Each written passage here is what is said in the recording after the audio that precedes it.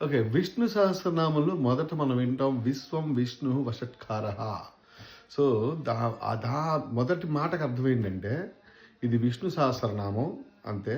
విశ్వం అనే నామంతో ఆరంభమవుతోంది.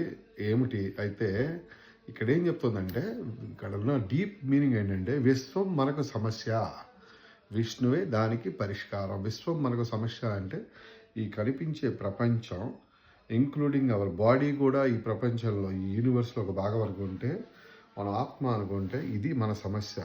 ఈ శరీరానికి వచ్చే రోగాలు, ఈ శరీరానికి ఉండే అవసరాలు, ప్లస్ ఈ శరీరంతో మనం చేసే పనులు, ఆ పనుల ద్వారా మనకు వచ్చే కర్మలు, ఆ కర్మ ద్వారా మనం పడే కష్టాలు, సుఖాలు. సో ఇది మనకి సమస్యలు. బయట వాళ్ళు కూడా మనకి క్రియేట్ చేసేవి అన్ని సమస్యలు అనుకుంటే, ఈ సమస్యలకి విష్ణువే సమాధానం. సో ఎంత కరెక్ట్గా ఉందంటే, మొదట మనకి ప్రాబ్లమ్ స్టేట్మెంట్ చెప్తుంది, ఆ తర్వాత దానికి సొల్యూషన్ చెప్తుంది. సరే, ఫస్ట్ ఒక్క చిన్న వర్డ్లోనే, ఎందుకంటే సాంస్క్రిట్ మనకి చాలా ఫిలాసఫికల్ నాలెడ్జ్, లాంగ్వేజ్. ఒకే ఒక్క మాటలో విశ్వం విష్ణు వషట్కారాలో ఇంత మీనింగ్ ఉంది.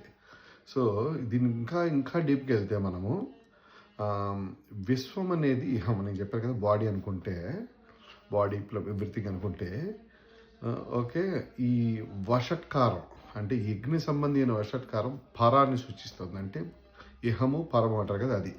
సో ఇహాన్ని పరాన్ని కలిపి ఉన్నదే కాకుండా, ఇహాన్ని పరాన్ని మొత్తం వ్యాప్తి చేసి ఉన్నదే విష్ణువు అనే శబ్దం.